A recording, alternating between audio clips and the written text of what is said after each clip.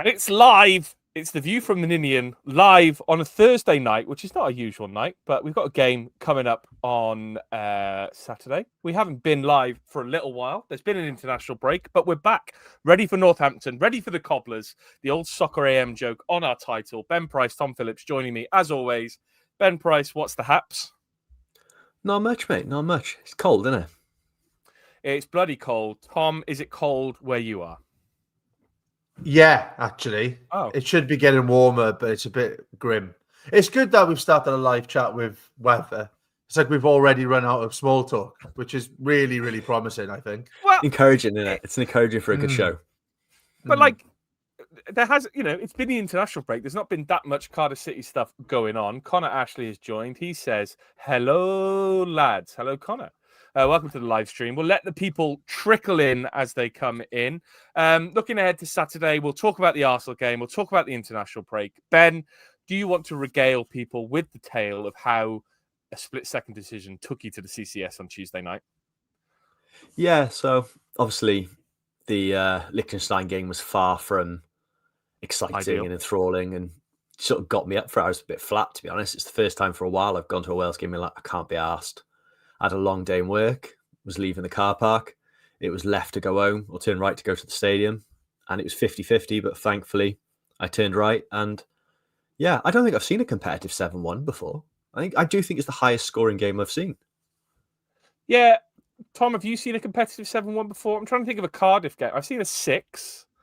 I've seen a couple of 5s. I don't think I've seen a 7. I think I've seen a 9. I think I've seen Carmarthen Town absolutely wallop Cletley in like a League Cup game like years ago. But that now feels like I'm lying because I think it was like 9-2. But that sounds like bullshit, and I've dreamt that. No, that sounds like a Boxing Day game. That sounds like a Boxing Day game where everyone's had a skinful the day before. I think it was like a midweek cup game that nobody really cared about over like 2 legs or something. The more I speak about this, more sounds like the less convincing you're getting. Yeah, I'll get back to you. Tom, you lying? I haven't seen a 7-1. I might be lying. Yeah, it's too early for me. I've seen an 8-1. I've seen an 8-1. Walthamstow beat Southend Manor 8-1 just before Christmas a few years ago. It wasn't an 8-1 performance either. I don't know how they did it. It could have been 1-1 and that would have been fine as well, but somehow we scored 8. So I have seen an 8-1. Let's start with the international stuff. Ben, you were at the game on Tuesday night. Did you see a 7-1 coming at all? Did you see a 3-1 coming? Did you see a win coming? Because I didn't. I thought, no, I sort of came out of that saying it screams 1-0 loss. But where I'm sat, there's two really wonderful, sort of slightly older ladies behind me, very West Walian, and they've not sworn the whole. Probably it's from my mum. Yeah, they haven't sworn the whole time. Like everything that's gone on throughout the campaign, they've been there and haven't sworn. I haven't heard them swear once. To the point where me and Fee noticed it. It was quite funny. And then it got to 7-1. One of them turns to the other and goes, 7-1, fucking hell. And it just blew my mind. I think that was as much of a highlight as anything else, just there saying fucking hell.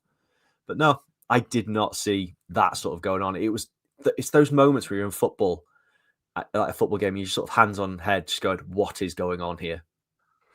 Yeah, I mean, I think, home crowd behind us, North Macedonia are good, but they're not that good, are they? They're not exactly world-class compared to some of the other teams. And you think maybe we'll get a 1-0, 2-1 win, something like that. But Tom, I heard Bellamy talk in his pre-match press conferences and his interview, I think, with S4C, where he talked about wanting 5-6 and that being ideal, but didn't think it would get to 7. What was your take on the game?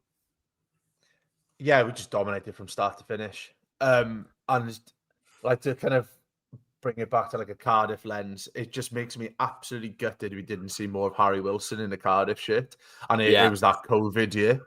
Yeah. And you're kind of watching it going, oh, look, that is what that player can do. And like he absolutely run the show. But yeah, it was an unbelievable performance. It does kind of take the edge off it when I have to watch on my phone on my desk in work. But the handy thing about being in Melbourne is there's lots of Macedonians. So shout out to Iggy, who got some... there's like, because there's lots of Greeks, lots of like Macedonians, so there's like even like football teams like Preston Lions, which are like all like a Macedonian background. I won't give you a history of Melbourne football. I nearly said soccer then. Someone's I would living have had to abroad. leave the stream. But no, I think like from a Cardiff point of view as well, like just to see so many kind of like ex-Cardiff players, current players in the squad and stuff as well makes it that a little bit sweeter, doesn't it? And yeah, it just shows the future's bright for us on an international stage, and yeah, and at the like just in the league and stuff for us as well. It's a really, really exciting time.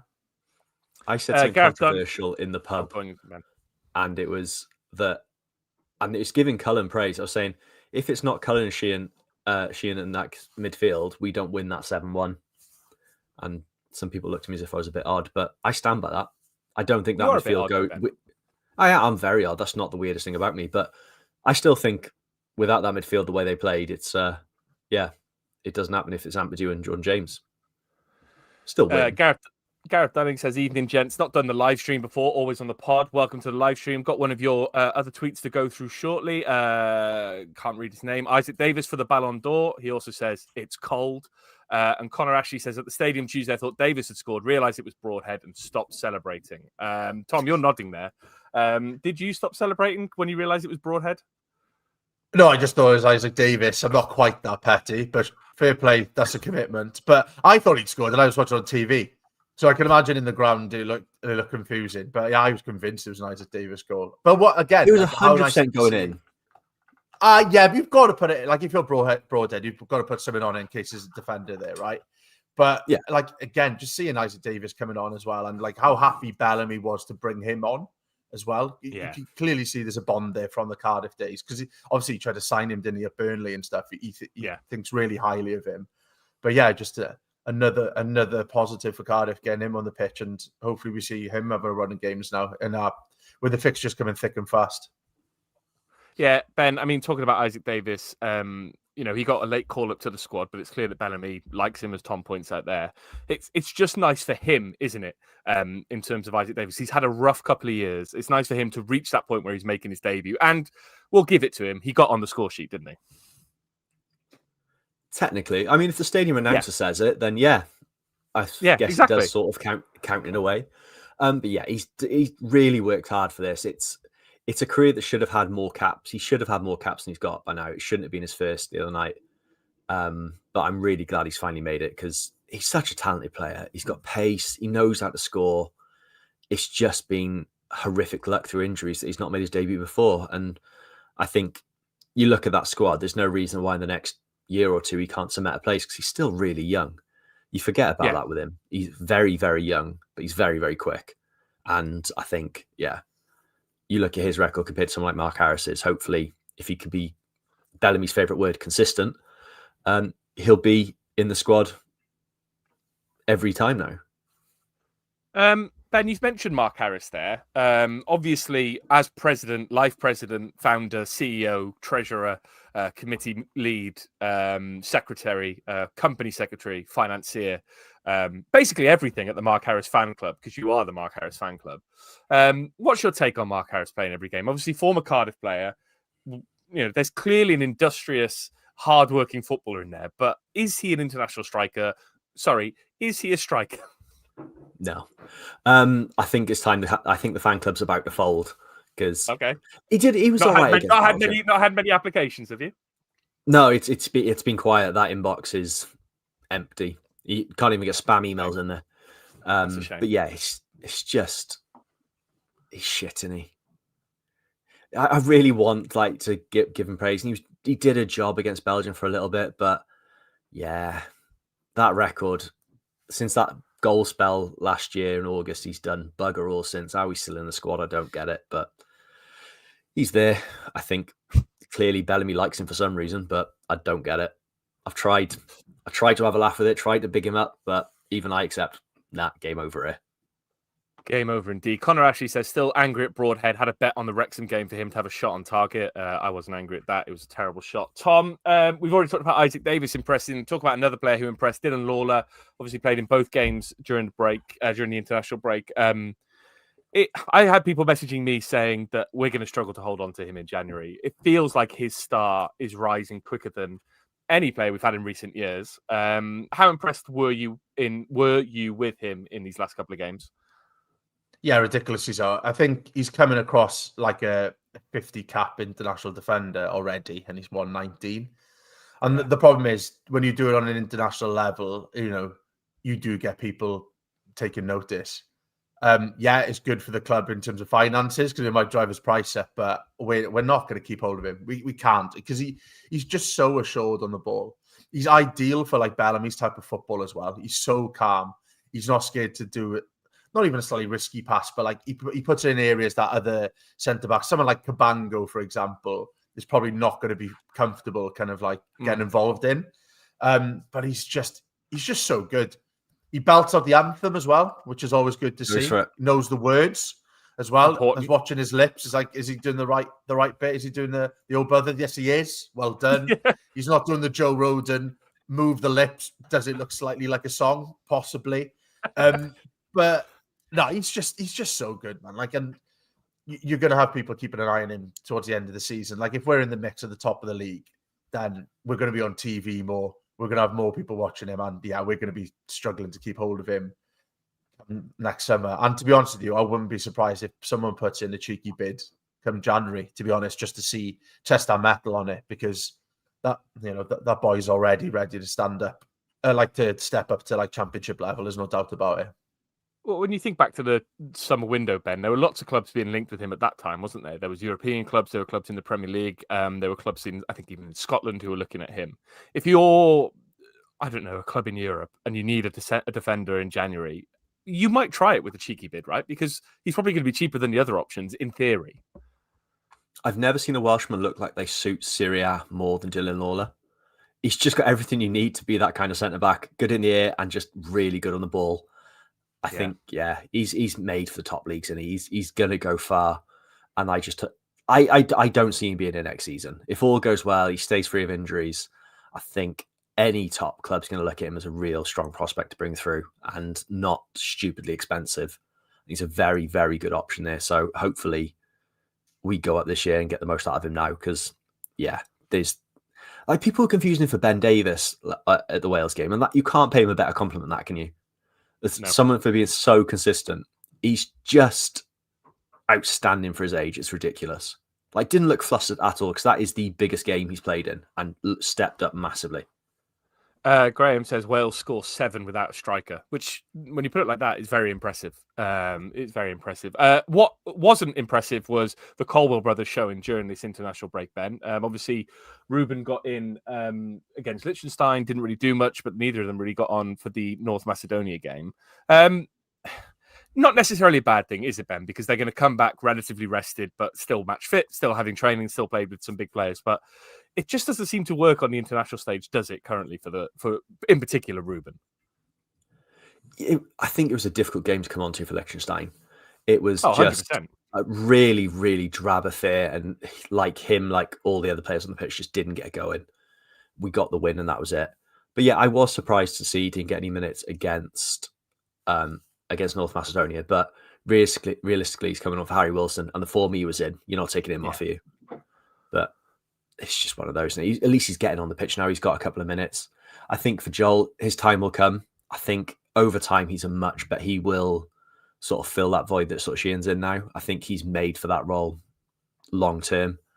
And again, it's a young player. There's no need to rush it. He's gone away. He's had a wicked experience. It would just be nice for him to really finally get on and get some decent minutes in a Wales shirt. Tom, how much of it is driven by the club versus country debate? Obviously, before the game, before even the North Macedonia game, there were people crying out for Colwell because we needed that creativity. But as Ben put it at the start, obviously, Sheehan and Cullen put in great performances in that North Macedonia game, and it might not happen without them. Are people just clamouring for Colwell because they're Cardiff fans, or is there more to it? There's more to it. He's technically an unbelievable footballer. And I think the Liechtenstein game, you're crying out for someone like Colwell because what we weren't doing was shooting. They had a dodgy keeper who looked uncomfortable from start to finish, and someone like Colwell who can, release a shot from 30 yards and put it towards the top corner is the ideal candidate when you can't break a team down. So I was a little bit frustrated not to see him come on earlier in that game. The North Macedonia game, he's not going to get a look in, and that's absolutely fine. It's like horses for courses, isn't it? He's not set up for that game, and we set up perfectly for that. Joel Colwell, then, it's just great that he's in and around the squad, with some, test themselves against some like great pros, like have people like Ampadu, who's still pretty young, like just being around players like that is going to be good for his career development.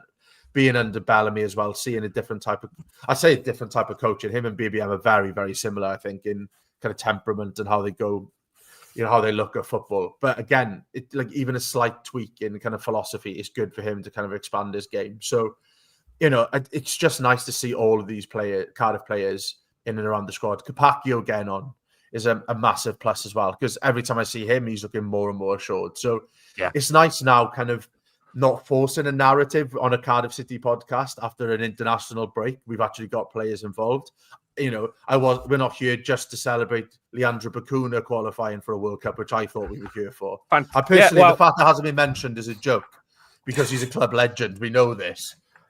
So congratulations, Leandro. But no, it's just like as a Cardiff and Wales fan, it's nice to see that overlap, and I'm sure we'll get more of an overlap with Ruben going forward because, yes, we're more biased towards him playing. Yes, we're going to have Swansea fans turn around saying he shouldn't be anywhere near the pitch, and after a 7-1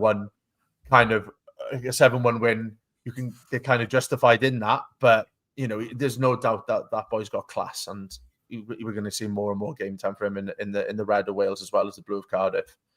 I was going to get to the Bacuna news because, Ben, how fantastic would it be that if Wales obviously get through the playoff, we'll talk about who we've got next in the draw. If we got there and then we somehow drew Curacao, it would be brilliant, wouldn't it?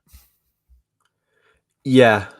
I just wish the worst of Bacuna. Not like horrible stuff, but like I hope he steps in like Lego covered dog shit before the game. Just something that puts him in a really bad mood.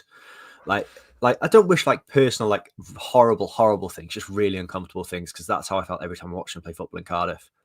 Because it's just shite.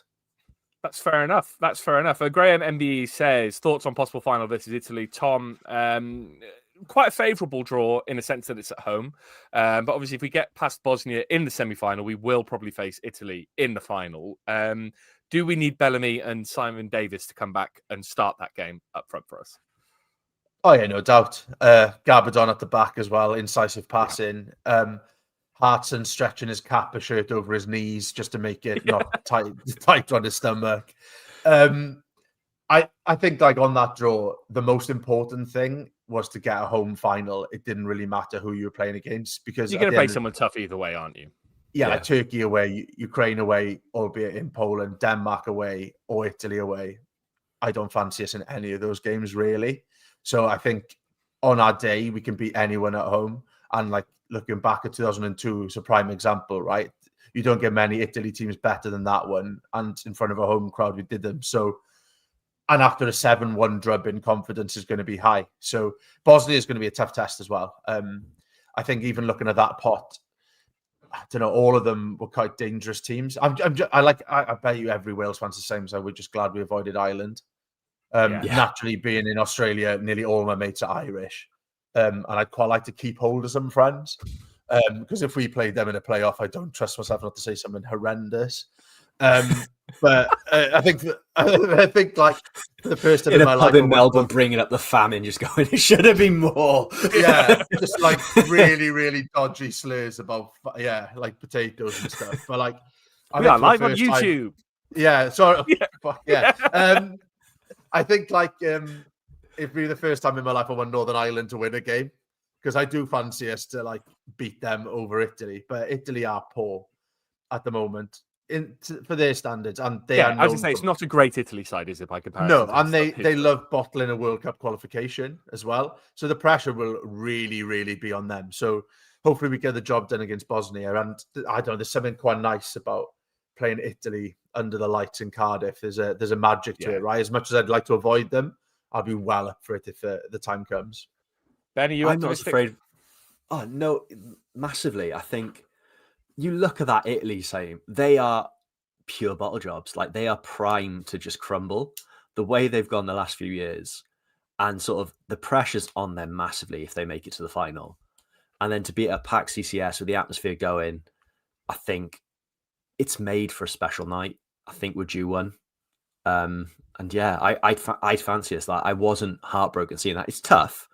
I'm not going to say we're going to steamroller them or do anything like that, but it'd be a tough game. But if we sort of and with a good atmosphere and sort of control the game like we're capable of doing, we can. There's no reason why I need to be too fearful of Italy. They're not what they were. They're nowhere near that. It is just got to be clinical. Yeah.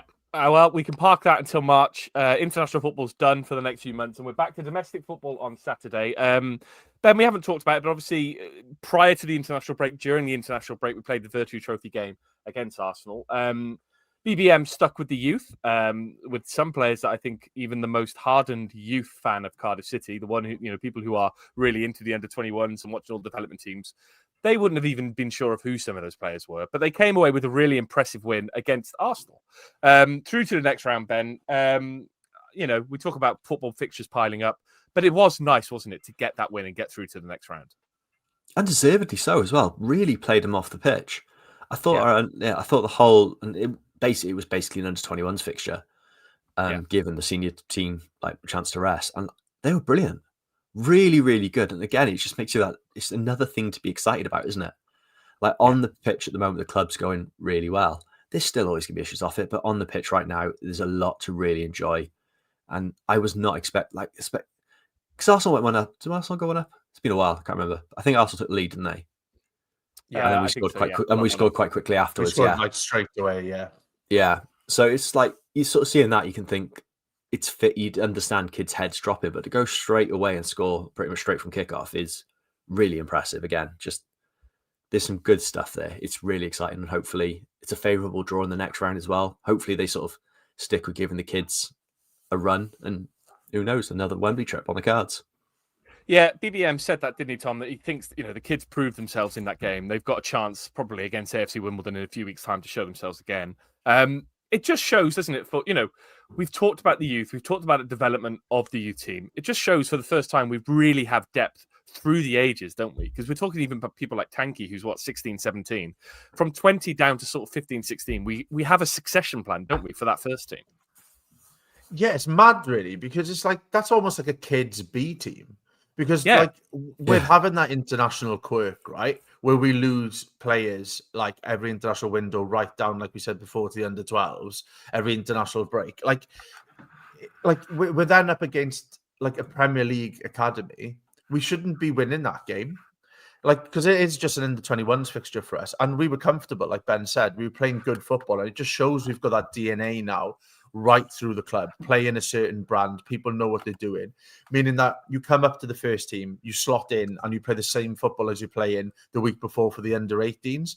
And it's just fantastic to see, because to be honest with you, I kind of wrote that game off. Like, you're thinking, okay, we're probably going to lose like 2-3-0 to an Arsenal under-21s team who'd beaten Newport as well, and Newport had beaten us. And it was kind of like, okay, the Virtue Trophy dream is dead. But it's back on. And I bet we're all chuffed. But, now we're in the last 32, we can dream again. But it's just, as much as it's kind of annoying to have those fixtures because it's so congested, it's a really rare opportunity for those youngsters to play genuine first-team football in front of like an actual crowd as well. Not a massive one, but more than they're used to playing against. And they really stepped up to the plate because, like Ben said, it was a really, really assured performance and a game we deserve to win. Graham says, I think it'd be important in the next round that none of the kids get detention in school. And hopefully, I think, Ben, when we look at the next round, it's in December. It's away from the international break. Some of our more established young players will be back. They won't be on international break. So our team, even if you play the kids, will get slightly stronger for the fact that there'll be people who are playing who have a bit more first team experience. Yeah, and that's huge. Sense. No, it does that's experienced youngsters, and again, sort of bodes well for the future. You look at like the 2016 squad of Wales to go back to the international side of things. The reason they did so well is because they played international football for so long. I think probably the one thing Cardiff's been guilty of for the last few years is just not letting kids play men's football at any level. They get to under-21s. Then when they're expected to make that step up at 21, it's either they've got to sign a professional contract to be released. They turn around and go, well, you've not played any adults football. We don't know how good you're going to be. We're going to cut you loose. It's happened to so many players. Great for the Welsh Prem, but for us, it's been a bit of a disaster. So these sort of, you can't underestimate how valuable this will be for us a one-off season. I don't want to be in it next year. I want to be back in the Championship, but as a one-off sort of giving these lads game time, it's massive. And again, people like Capaccio getting in there and being the senior player and sort of developing their leadership is a huge thing as well for these youngsters. Will be really, really interesting to see how that happens. Yeah. Do you fancy us against Wimbledon, Tom? I think you've got to really. I think our home is the big thing again. You don't want to be travelling to Wimbledon for this cup tournament when we've got such a congested fixture list. We've gone there and won already, right? So you've got to fancy yourselves at home. It'd be interesting to see what team that they choose to play as well, because they're in the mix. They're probably higher than they anticipated in the league, or like maybe slightly above par. But yeah, it'd be interesting to see if they take it seriously, because we're not in the advanced stages of this tournament still because of the weird format. But I don't know. I fancy a little run in it now that we've got to this point. We're back to domestic football on Saturday with Northampton. But before that, I'm going to do a live opening of the new EFL stickers, which Panini were kind to send to me to the shops to go and buy my own packs. So there's no sponsorship here, lads. This is completely off my own back. I will be opening more of these on our TikTok, tiktok.com/VFTNinny. And I'll be trying to collect every Cardiff City sticker that I can, including former players. So you can join me on that quest. But this is the first pack I'm opening. So here we go. We've got a Tranmere sticker and a Notts County sticker. Tom's shaking his head at this. Raised in the EFL. That's a Tyrone Ming sticker. Tom, do you want me sent to you? Can we send you these stickers? I'm all right. The annoying thing is, I know I'm going to get invested in these TikTok videos. Yeah, and I don't need it in my life. I don't think they'll stock it here for me, so I'm going to have to watch you do it instead. Go on. The Oxford kit kind of counts because they're basically Cardiff City B. Ellis Sims, Coventry striker, and then Matty Pollock from Watford. So no Cardiff players yet. What I will say is lovely quality on that sticker. It seems quite thick. It's quite matte and shiny. Have a look. Very impressive. This not an ad? I love this. You're on about the sticker quality and everything. How are you? I would have bought them myself. Yeah. Why haven't they sponsored me? TikTok.com/FT Ninian. Before Ben, I'm doing another promotion. If you follow us on TikTok, I'll also be doing Advented this year, where I've bought loads of Cardiff City shit off of Vinted, and I'm going to open it and do some giveaways. So TikTok.com/VFT Ninian. I've got a bag of parcels down here. Dora thinks I'm a postman. So I'll be opening those. Sorry, Ben, to cut you off. I was in full promotion mode. Well, you've got EFL stickers there. How many stickers are in the actual album? Because I saw you had the album there as well. I haven't opened the album, but I believe it's 730-ish. Too many. So and they're sticking raising the EFL players on top of that as well. So like people like Tyrone. So you got every club has a page, but then the League Two clubs have small stickers. The League One clubs have portrait stickers, and then Championship clubs have individual stickers themselves. But I don't know who the players are that they've picked for us and all that kind of stuff. I know there is a Ruben Colwell and I think Capaccio raised in the EFL stickers. But I will be opening more from tomorrow when I get on the when I finish work. Hope no one from work is watching, so I might do it during the day. Northampton back on Saturday. Sam CCFC is back with the positivity. Can see a 1-0 Northampton win from a corner all day long. Screams a smash and grab against these kind of sides. Let's talk about Northampton, Tom. Northampton are exactly the kind of League One club we should be beating. They are 15th in the league, 6 wins, 2 draws, 7 losses. I had a look at their squad earlier this week. I could not name a single player of theirs, but we can't be complacent, can we, going into this game, Tom? It's a must win for us, especially after the break, with other teams getting kind of 1 or 2 games ahead of us. Yeah, it's definitely a must win. And it's an interesting one because you look at the league, you go 15th in the league, we should be beating this type of team, but they're only 6 points behind us. Yeah. Like, it's really, really closed up. But I'm glad I'm not the only one who didn't know any of their players, because League One has really shown my gap in football knowledge outside of a Cardiff City bubble.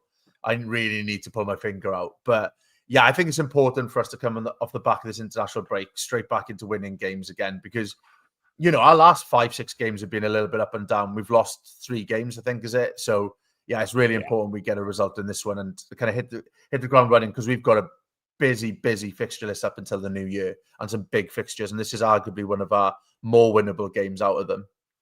Sam Hoskins was the only player I recognised. Sam CCFC apologises. He says, sorry, lads, I've just had enough of these Burtons and Northamptons already. Gareth Dunning left us a tweet before the game, Ben. Obviously, after the international break, Lawler's played both games. You've got people like Will Fish potentially coming back from injuries. I don't think the press conference has happened yet, so we still don't really know what the injury status is. Gareth Denning asked, it was today. Yeah, Tannen's back on grass, which is good. Oh, smoking the marijuana. Go on. And Willock and Willock and NG are eligible for Saturday, but Tannen's gonna be a few weeks. Oh, big squad. To that point, Gareth Denning says, "Would you rest or expect BBM to rest Lawler? I would. Others, no doubt, will play. Time for Davis to start." We've seen BBM, Ben, have a propensity for chopping and changing his defence. Will Fish obviously injured before the international break. He's probably had a rest now and will be coming back in. Do you expect Puscott to come in for Lawler? Do you expect Chambers to start alongside him? How do you see the team panning out? I don't know. All I know is there'll be at least 4 changes because that's how he does it. Every time the tweet will be 4 or 5 changes for the Bluebirds and it'll be a random hodgepodge. But I think you've got to start Lawler. It's not like it was, with the greatest respect, North Macedonia, the most excruciating defensive performance of his time. He just looked very comfortable on the ball. He's not going to be too knackered. I think he starts because he's going to be in good form. And I think, if the fabled and the god of the podcast, Will Puscott, is fit, then you've got to start him the way he's played recently. So hopefully it'll be those two as a centre-back pairing. But knowing BBM, it could be anyone. Diversion ever so slightly, Tom. Have we talked about BBM, Brian Barry Murphy, saying Puscott on the radio? Did we talk about that? I can't remember when it happened. I'm not sure. We should speak about it every week anyway. We should speak about it every week anyway. How impressive is it that Rhys Jenkins saying Will Puscott to me at Blackburn back in March has ended with Brian Barry Murphy having to read it out on the radio? I think it just shows our influence in the Cardiff City universe these days. And probably that someone else came up with the same joke as well. It's just not that fucking hard to say. No. But Look, there's a reason we've been nominated for these awards. That's all I'm saying. That's true. That's true. Because of Welsh translations, I'll take it. Yeah. If that's all we've got. But it's annoying now because we've done this. I want with Puscott to start every game. Nothing to do with footballing ability whatsoever. Just so I can laugh every time he gets the ball. And that's what football's about, isn't it? It is. That is exactly what it's about. Tom, GG the Bluebird said Salek or Robinson to start on Saturday. If he's fit, I'd go with Robbo. I feel we're a better attacking side when he's in the team, especially with his movement. Ideally, I'd start both, but I can't see BBM going for that. Both players will be rested, Tom. Obviously, Salek and Robinson have kind of been flitting in and out. Salek's played the most football. It is a great position to be in that we're able to pick and choose between probably 2 of the best strikers in the division, isn't it? Yeah, I want them both to play. And then you kind of look at the team and you go, I can't really make this work. And it's above my pay grade. Well, I'm not involved in the club. Never mind it being above my pay grade. I'm not making any decisions. Let me make that clear. But NJ did offer you the job once. That is true. I do love bringing that up. Thank you very much. I think like Robinson, every time he's played recently, has looked sharp. And it feels unfortunate when we have to leave him on the bench, but I think you have to because Yusuf Salek's an absolute beast. And I think they've both got a part to play. And it feels like Robinson is more than happy to be that kind of off the bench person this year because we're playing some winning football. And I think he likes being around that. So I'd see Salek starting. As soon as you say this, BBM will just do the opposite. But I think I see Salek starting and just Robinson having an impact off the bench. But if you can get some way of getting them both on the pitch, that'd be great because they're both just too good for this level.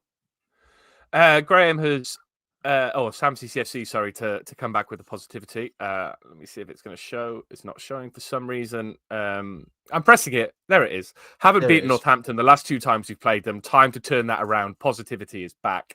I think the last time we played them before the last time was in the League Cup where Guido Bergstaller, Jazzy Barnum, Bod, those kind of players made their debuts, Ben. My abiding Northampton memory is Marco Gabbiadini belting it in from 40 yards back in the early 2000s, and then having a cigarette after the game. Do you have any memories of Northampton? No, it's one of the most unforgettable football teams in the EFL, if not the. I think the only... they're famous for that Soccer AM joke that I ripped off of the thumbnail. And the fact that Alan Carr's old man used to manage him. I think they're the 2 main things, aren't they? And Jazzy Barnum Bob played against them and they lent Coventry their stadium for a year.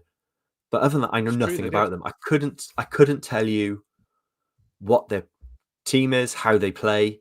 I'd like to say, like, I'm glad you went to Tom with like the Salek Robinson question, because if it came to me, I'd be like, it depends how Northampton set up regularly, because I can't tell if they're like a big hoof-it team like a Port Vale, or if they're trying to be one of these more modern sides like we're trying to be. Know nothing about them, have no interest in them, and after Saturday, I will forget they even exist. It looks like they play a sort of 3-4-3 formation. In the last game, they had 52% possession, 7 shots. They managed to beat Shrewsbury Town, obviously in the EFL Trophy. Before that, they beat Mansfield 2-1. Tom, bit of a derby for them, maybe. I don't know. And in that game, they played a 5-4-1. They don't look like they dominate possession. They don't look like they create a million chances. It is time, isn't it, Tom, for us to kind of potentially start blowing some of these teams away? I do like how you judged them, the whole team, on 5 stats. It looks like that. It's good. It's good stuff. Oh, I'm sorry. It could be a derby for them. Maybe it's good elite analysis, that, and then throw into me. Thanks. My other analysis was going to be, all I know about them is they're sponsored by the University of Northampton. So if you're a football club sponsored by your local university, yeah. Go on, Tom. Carry on. What did you ask again? We should be blowing these teams away. I don't know, because you just read me 5 stats, possibly. No, I think we are crying out for us, as much as Wales were crying out for scoring 7 in a game, or at least more than 3. Like, I think we need to start kind of putting teams to the sword now, because we've been threatening it in the odd game and then not showing up at all for others. And I think we need to kind of build that momentum, not just by getting results, but by putting in complete performances from start to finish and blowing these teams away. We need some of these teams come in to play us and fearing us a little bit, because I don't think that fear factor's there. I think it would have been there early in the season when we were unbeaten, but like we've shown that we're quite fallible. We've got our flaws, and if you sit back and absorb pressure against us, we can be got at. Like that Blackpool game, for example. We had a lot of ball. We didn't really do much in the final third, and then we get caught.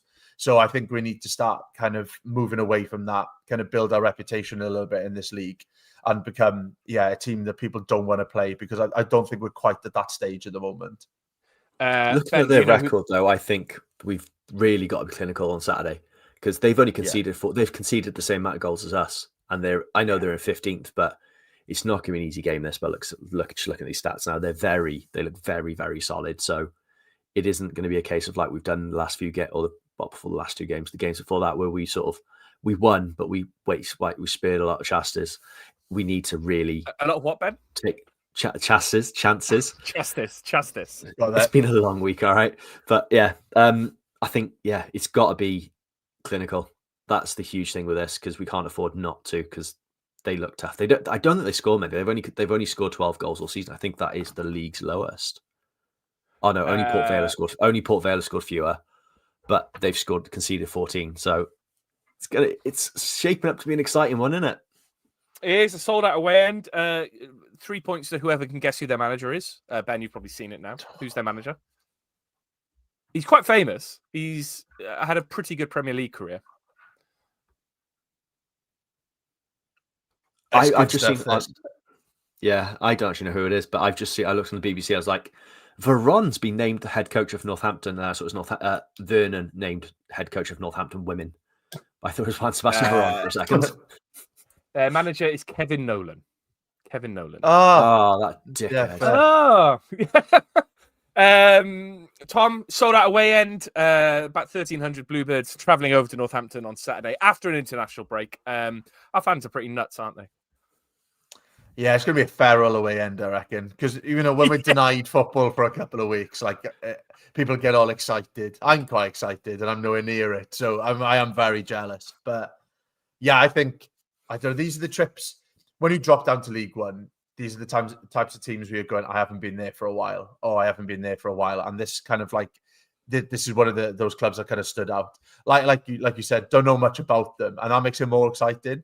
So you're going into it blind a little bit. And there'll be a different kind of generation of fans who have been there quite a lot. But for the younger lot, it's a new one to tick off. And yeah, hopefully we get 3 points so they can be excited on the way home, not just the way there.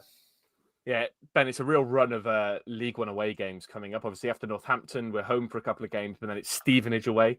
And then after the Carabao Cup game against Chelsea, it's Lincoln away. Then New Year's Day, we're heading to Wickham away. Early January, you've got Leyton Orient and Bradford away. This is the trenches, isn't it, Ben, of League One?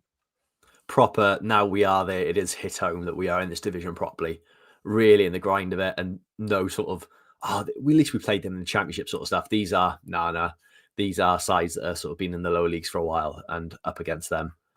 There's some nice away days there in there. Like Wickham's always good. Yeah. And on New Year's Days, lovely. Lincoln, still not quite sure where it is. Not quite to the level of Port Vale, but yeah, over that way. Up north. Yeah. Yeah. I sort of know roughly the direction. Yeah, it's it's just shaping up to be quite a nice time, isn't it? And Lincoln's badge is shit. God, it's I like it. I like it. The It's image is terrible. different. It's different. Like different we're in good. No, but we're in a trend at the moment where every club goes, I've got a new badge, and it's just round with a bit of writing on it. Yeah, it's just a beer mat. Yeah, it's a beer mat, and I think people like Lincoln, they've got proper badges. It's a proper football badge. So I will never. No, I don't think it is, because I criticize think that. they've gone for the minimalist modern look with a shit imp. I think if you want like different, that's not a circular badge, you've got. It is. That's what it is. I think Leyton Orient's is a good badge. Bradford's is a good badge. I like I Lincoln's think badge. I think Lincoln's is shit.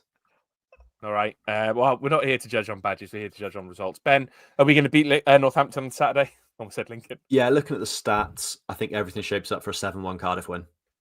7-1 Cardiff win. Tom, what's your thoughts? I'm just going to call everyone a shit imp from now on. I think it's a really good way to try and get to someone. That and clown. I think we're going to win 2-0. I think we're going to win 3-0. Last couple of comments. Gareth Jones says Lawler was massive for Wales. Do we see him attracting interest in January? Lewis Watts says if the club's selling for less than 50 million, it's ridiculous about Dylan Lawler. We kind of covered that off already. And thanks to everyone who left us tweets. Rick Lewis said, great news. I'm liking these midweek shows. Thoughts on the Colwell brothers only getting 25 minutes in total over the two Wales games? Surely it's 6-1 last night. Both Ruben and Joel could have had a run out. Great for Isaac Davis winning his first cap. Sorry, Ben, I criticise you for absolutely fumbling my words, and I just did the same thing. We're going to leave it there. 40 minutes in. I was amazed that we got to half an hour. Somehow we've made it last 45 minutes. Twitter.com/VFTNinian. TikTok. Get over to the TikTok, tiktok.com/VFTNinian. I'm going to be doing loads of content between now and Christmas. We'll be back on Sunday after the Northampton game with a proper pod through all the usual channels. Ben, what are you doing with the rest of your evening? I'm going to play Pokemon Legends EA. What is that? A new Pokemon game. It's really good. All right. Really enjoying it. Tom, off to work?